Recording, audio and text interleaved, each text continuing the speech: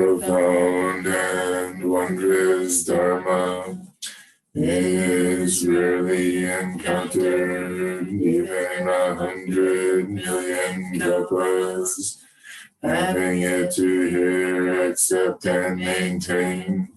May I taste the truth of the Tathagata's words. Good morning, everyone. So today, Myozen will be giving the talk.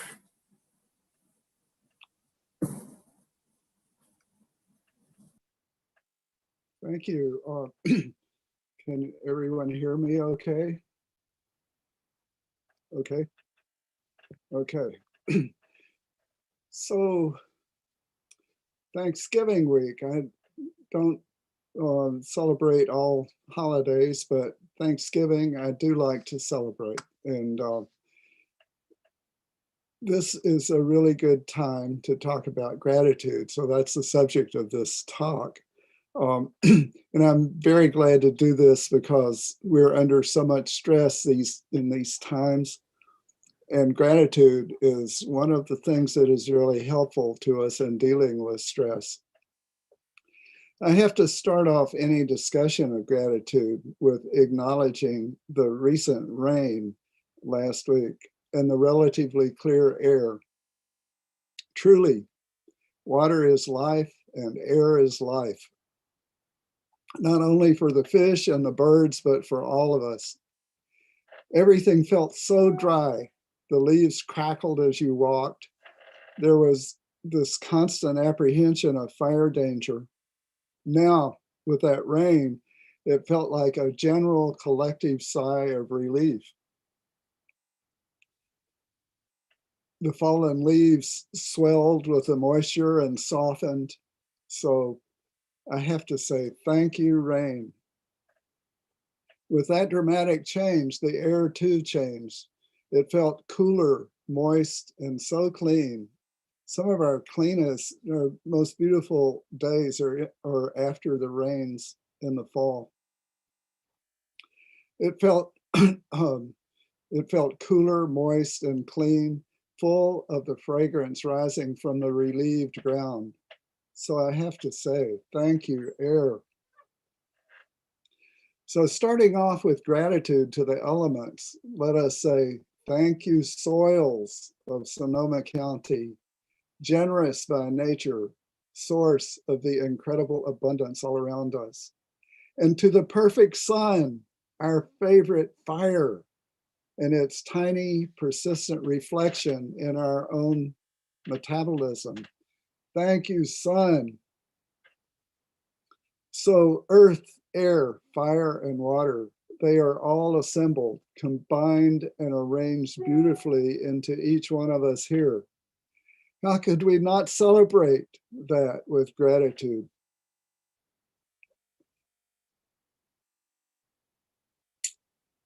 Sometimes I find myself having the thought about something that I'll do when things go back to normal. And then I have to laugh at myself and ask, normal? What was ever normal? And I recognize the collective longing for some past time when there was some feeling of security and predictability in our lives. Is there a time you'd really like to go back to, and when might that have been? Make America great again. When was it ever great? Before the pandemic? Before Trump was elected in 2016? Before the Tubbs fire? Before 9/11? When Jerry Garcia was still alive? When atmospheric CO2 was less than 350 parts per million? Whenever it might have been for you, it's past and gone. There's no way to go back to it, and that firewood is now ash, and it will never become firewood again. In a way, we are experiencing a deep social and collective trauma. It's wrenching to have to tell ourselves that this ash is the new normal, that the climate will not stabilize in our lifetime. great fear and uncertainty. We may not visit our sick and hug our grandchildren. We are not to sing and chant together or even talk closely face to face. Our income is cut, but not our rent or mortgage payment. Our schools are empty and our hospitals are full. Almost half of our fellow citizens voted fear and reaction. We react to this with denial and self-delusion. We self-medicate. Depression, suicide, and addiction are on the rise. Yet we persist. In this field of uncertainty and adversity, we continue to affirm mutual respect, patience, and inclusion. We continue to practice courtesy and goodwill throughout the day. In this persistence, the attitude of gratitude is our great ally. You may have been trained as a child to use the magic words please and thank you. And indeed, they are almost magical in their ability to transform feelings. The sincere use of them in our daily encounters promotes a feeling of normalcy and comfort. The expression of gratitude strengthens social solidarity and comfort. Gratitude tends to make you happy, and happiness tends to make you grateful if you say yes. Even when we are in grief, sick, or suffering, there will still be encounters in your life that call you to an attitude of gratitude. However bad it is, it could be worse, right? Expressing your gratitude can almost miraculously make you and someone else feel happier. We can give that to each other. Personal happiness seems to have a set point that's somewhat steady, but can be moved by personal practice. And gratitude is one of the main ways you can do that. So we need this right now, both personally and collectively. Some of us have been gathering briefly every week to sit in the woods with a bush, a tree, a landscape, to renew our sense of being at home in the natural world. We begin these sessions with a chanted dedication that includes the words, "We gratefully acknowledge the support of all her beings, large and small, moving or still, past, present, and future." I'll expand on that later. But this acknowledgement, grateful acknowledgement, is really important. The easiest way to kill your natural impulse to gratitude and lose the joy that comes from it is to take things for granted. To take things for granted means to see things that are virtually miraculous as ho-hum, normal, and expected. There's a feeling of entitlement. And when things don't happen as expected, it's not only a disappointment, but a personal affront. Of course, living with the constant amazement of fabulous beauty and benefit of ordinary circumstances of your life might be too overwhelming to maintain for long. It might be something like the mind of an excited puppy that cannot ground or contain its enthusiasm, or the Hindu saints who practiced the enthusiasm of being of union with God. And you have to think, down, boy, down. Taking things for granted gives us a space to rest, reflect, and take care of business. And we need to do that, of course. The problem is it becomes habitual and we become jaded, dull, and risk eventually dying of terminal boredom. A daily practice of gratitude can keep that fresh, to see with beginner's mind again each day. Expect uncertainty. Actually, it seems that death or the heightened awareness of mortality helps us to wake up from our routine expectations. The next breath is more precious when we realize that there are few left. If you've sat with someone dying, you know what I mean. It's a gift to carry that heightened awareness of mortality. It helps us to wake up to what is routinely taken for granted, like the next breath, like the next sunrise, or the continuation of this pulse that has been with me for so long, reliably for decades. Thank you, Pulse. I am grateful for my old pickup truck. It starts and runs almost every time I get in and turn the key. For that to happen, hundreds of parts and processes have to interact seamlessly. The starter itself, quite complex, has to work, respond to electrical current from the battery, and rotate the crankshaft, which needs to move freely enough to compress just the right amount of gasoline and air, which then must be ignited by an electrical spark at just the right time. So many chances for something to go wrong. Every now and then, I forget what a miracle of engineering it really is, and I take it for granted, just jump in, start it up, and go. Other times, I pause to acknowledge its virtues and benefits gratefully. Thank you, pickup truck.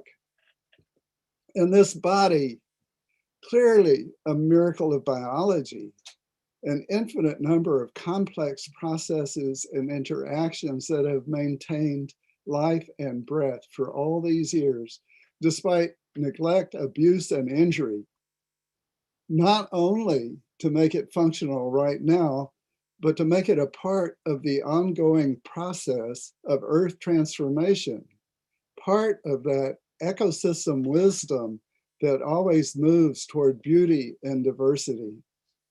Miraculous, amazing. Often I don't notice my body or acknowledge it, except when there's something unexpected about it that calls it to my attention, or when I sit zazen and do a kind of check-in, paying attention to breath and bodily sensation again.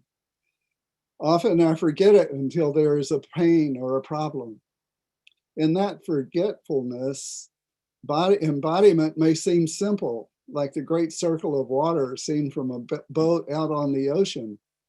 But when we bring our awareness to it, we see that it is inseparable from the surrounding shore, vast, infinite in variety. When my dad was in his 80s and 90s, he lived in the mountains of North Carolina. I lived several states away and would call to check on him by telephone. Like me, he had some hearing loss, and the conversation was mostly one way. I live here with my beloved Ruby in the most beautiful place on earth. I get to see my grandchildren and great-grandchildren every day. Most of my friends have died, but my neighbors help me with errands and take me to church. We get meals on wheels, delicious. My body still works pretty well, except for this shoulder bursitis. I'm going to the hospital for a heart pacemaker, but the doctors have to live too. At the time, I was impatient with him, wishing we could have more of a two-way conversation about our current passions, current events, family stories, but I didn't have much success with that. As he got older and more forgetful, his lists got more simplified, but the content and his attitude remained. And indeed, he died a happy old man. As I have aged myself, I realize it was his longtime strategy for how to be a happy old man and how well it worked for him. Thank you, Dad. I've found ways that it works for me too. It doesn't mean putting a happy face on everything. In fact, the great gift of this attitude of gratitude is that it expands our ability and also our responsibility to hear the cries of the world. With the ability to access the peace of gratitude, we may find more capacity to respond to grief and suffering without turning away, without explaining, minimizing, or blaming. Grief, of course. Everything that we cherish is perishing. How could we not be in grief? Grief is your life, as love is your life. Claim it. The grief and the joy are inseparable. To choose to feel gratitude and joy is an act of resistance in the face of oppression. And I will say that I believe it's stronger than hatred, resentment, or retaliation. It's an affirmation of personal power and agency that cannot be taken away by a prison or punishment. It can give one a place to stand, to rest, regroup, and recover. All of this, the grief, the joy, the engagement, the life and the death, this complex shoreline of embodiment is within the context of unpredictable, relentless, and constant change. We Buddhists call that impermanence. Impermanence means that we will lose everything. There's nothing that we may reliably cling to. Our loved ones will die. We will lose our money, our fame, our success. We will lose our memories, our privilege, our autonomy. It will all go away. But right now, at this moment, we are together on holy ground. For that which will surely be lost has not yet been lost. Right now, it is still here with us, all of it. Right now, we breathe and feel the sensations of embodiment. Right now, we see each other's images on the screen and awaken to the love and the connection that flows between us.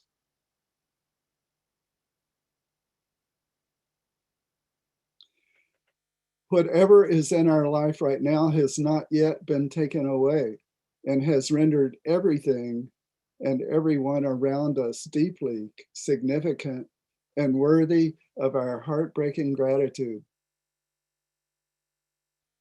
It's not only the things we cherish that are worthy of our heartbreaking gratitude, but also the pains, mishaps, and catastrophes that are an indelible part of our story and have made us who we are.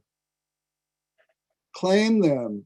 You have paid for them with your tears. The fact is that this ungraspable, ever-changing, interdependent, flowing matrix of thusness is our true and only home. We, with all beings, will gather, disperse, rearrange within it constantly, but it will never expel or forsake us. There is no beginning, no end. There is no exit. There is no timeout. Under, through, behind, and within, there is just this, everything exactly as it is. For me, for you, and for all beings, there is this thusness. In defeat and frustration, I take great comfort in this and say thank you. In loss and decline, I take great comfort in this and say thank you. In grief and fear, I take great comfort in this and say thank you. There are practices that you can use to cultivate this. There are many personal practices to cultivate the benefits of gratitude.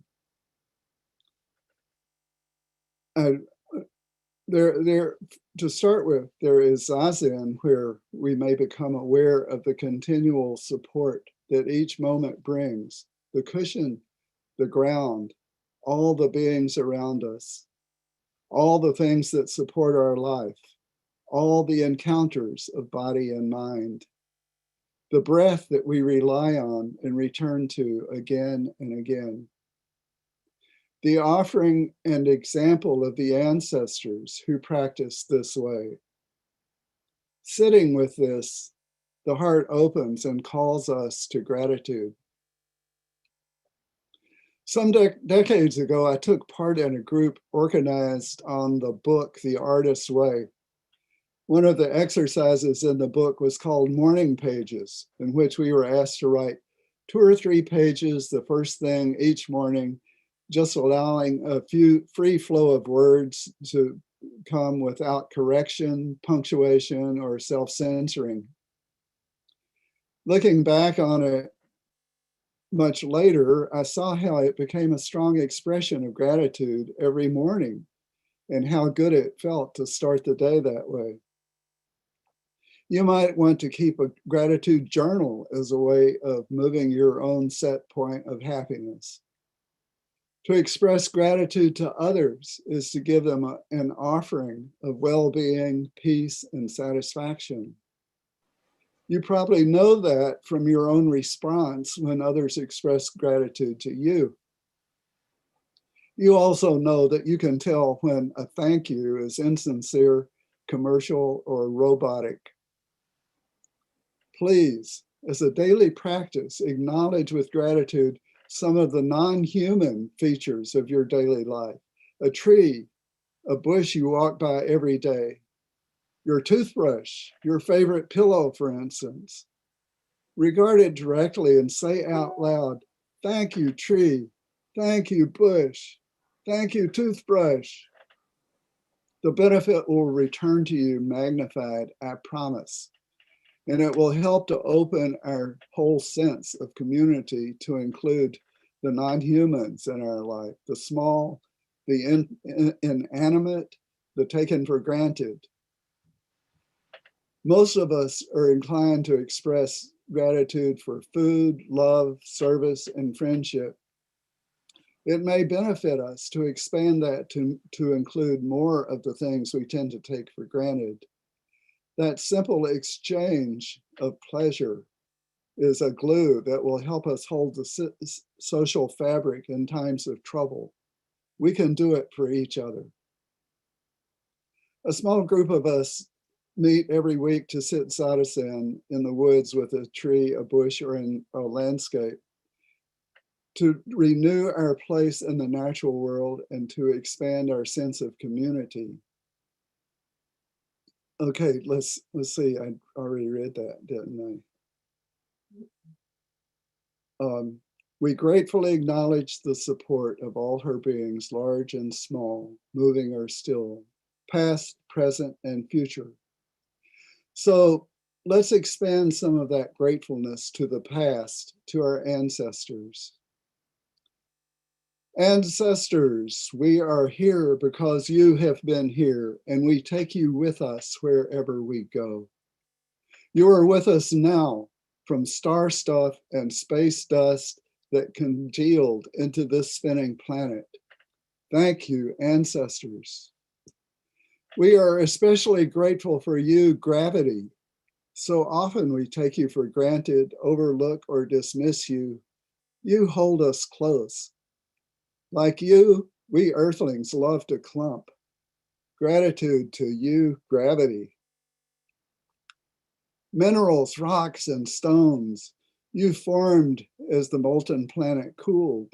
We thank you for your solidity and your substance. We sit, walk, stand, and lie with you every day as you make up the substance of our bodies and the ground that supports us. Gratitude to you, mineral beings.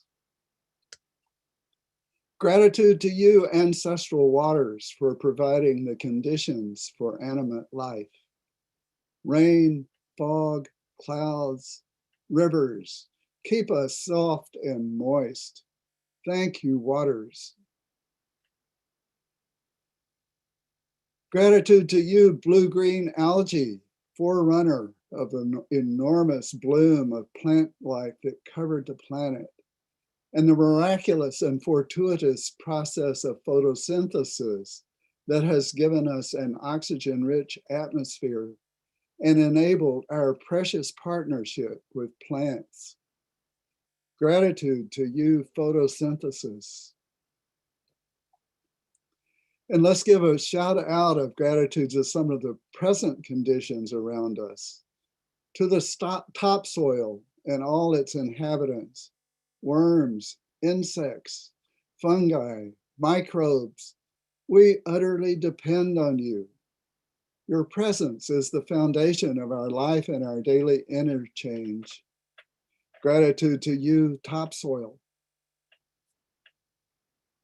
Gratitude to you, our human ancestors. We gather here from the four directions, from many continents, on this unceded land of the Ohlone, Miwok, Pomo people. With pain in our hearts, we acknowledge that continuing injustice and your long stewardship. We say thank you, thank you.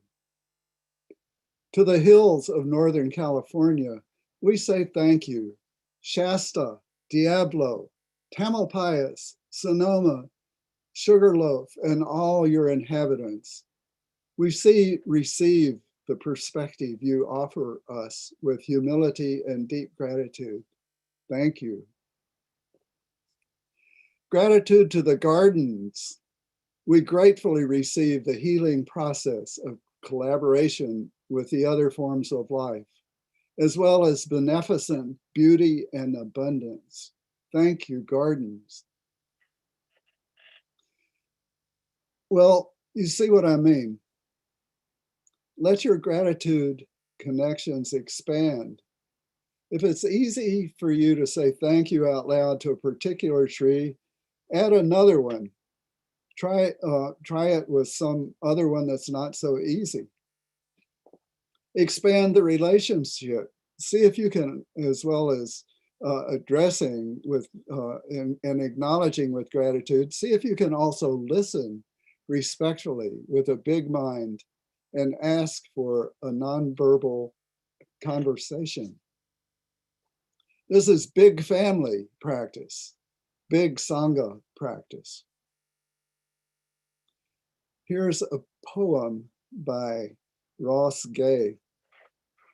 If you find yourself half naked and barefoot in the frosty grass, hearing again the earth's great sonorous moan that says, you are the heir of the now and gone, that says, all you love will turn to dust and will meet you there.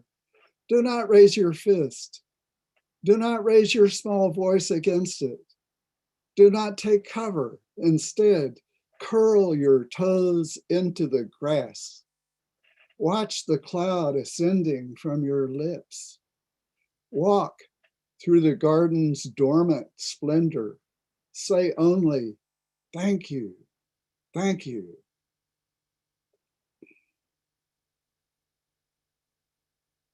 Happy Thanksgiving.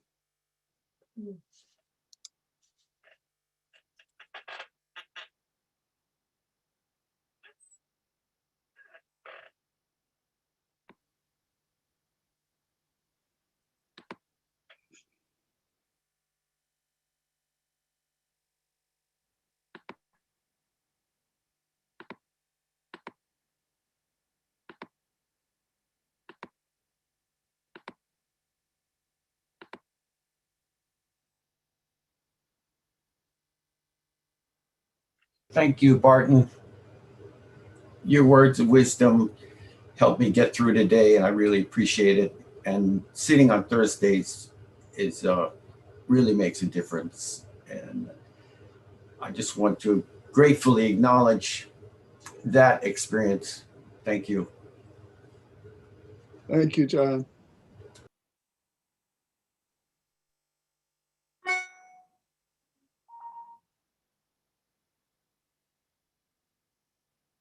Thank you, Myozen. I think it's me. Thank you. I don't know if anyway, thank you. I thought it was a really great talk and very down to earth, literally and figuratively, especially like the part about the car. Your truck. I also have a 296 mile, 100,000 mile truck that's still running. So, and the gardens and the trees, Yes. and especially about your dad. That's very nice to hear.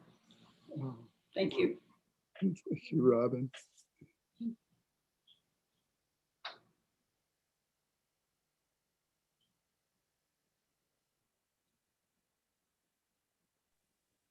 Barton, I just wanted to extend my gratitude to you for this talk this morning, for lifting us out of a very grim situation and expanding our view to really what's all around us and all those things we can be grateful for. Thank you. I'm sorry, I can't find who in this gallery view who's speaking. Who was that? It was me, Barton. Holly. Oh, Holly. Oh, thank you, I'm Holly. right next to you. Of course, of course. Of course. No, really, thank you so much for that. Yes, yes. Just I hear you, really, Holly. really needed that. Thank you, Barton. There were some sort of sobering parts of your talk, which I appreciate. I think you probably have a few years on me, but it's obviously helpful to remember that our days here are a gift and they do not go on forever. And that it's a precious time regardless of the circumstances. So thank you. Absolutely, Tomas.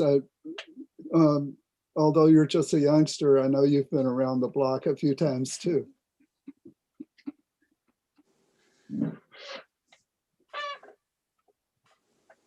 I wanted to thank you, Barton, for the Thursday events, because it's really been good for me to be able to sit out there and join you. Thank you, Steve. I see the partnership that you cultivate with all the other beings around you.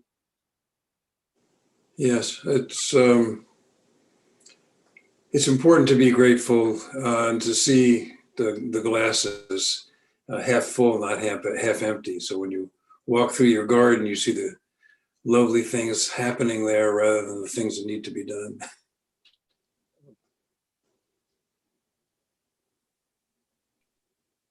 Myozen, it's Jude. Thank you so much. Your talks are always a particular treasure, I think, for all of us. And I just wanted to acknowledge and say how grateful I am for this ongoing presence of bodhisattvas in my life.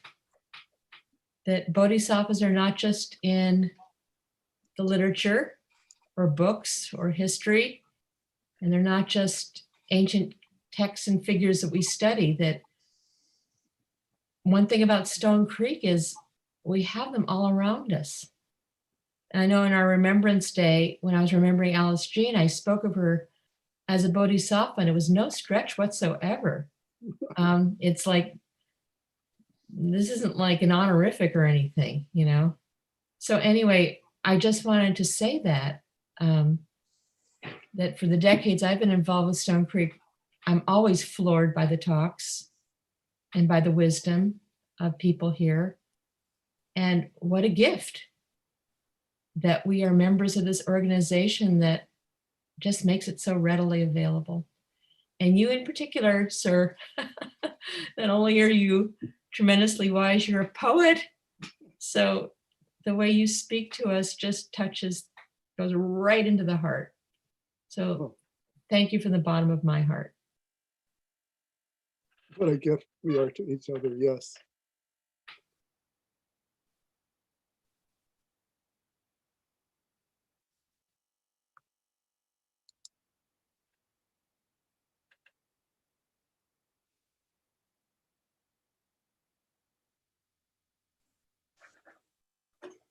Hello, Barton. Oh, It's Sharon. oh, Sharon. Thank you so much for your talk. Your talks are always so rich and poetic. And I frequently wish I had a pause button so I could just soak up, some short thing that you just said.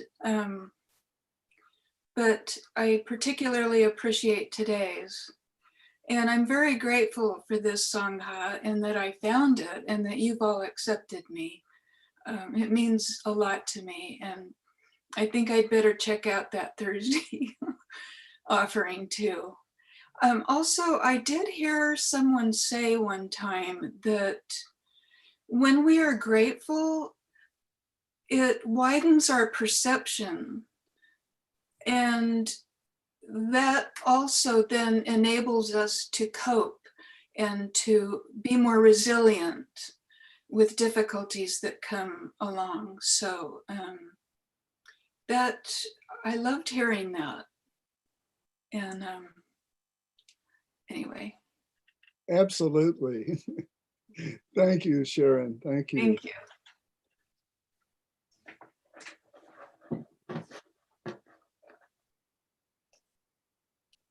Hi, Barton, it's Karen.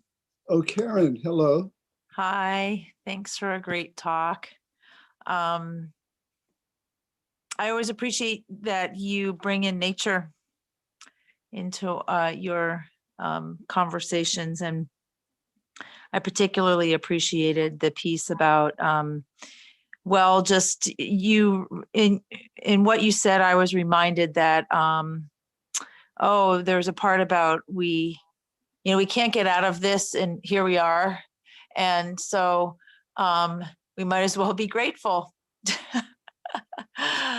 Might as well. Thanks for that reminder. Thank you, Karen. Yes.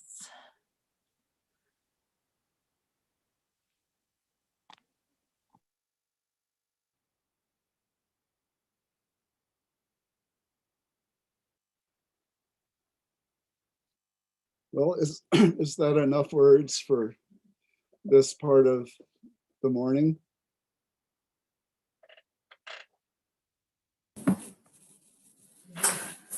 All right. Thank you, Myozen. Thank you, Myozen. So is this in the chat here?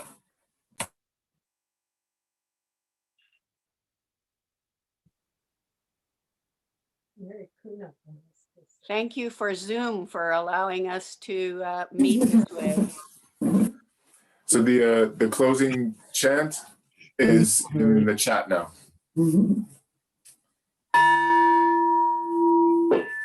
Four great bodhisattva vows, beings are numberless. I vow to free them. Delusions are inexhaustible. I vow to end them.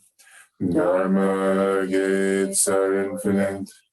I vow to enter them. The Buddha way is boundless. I vow to realize it.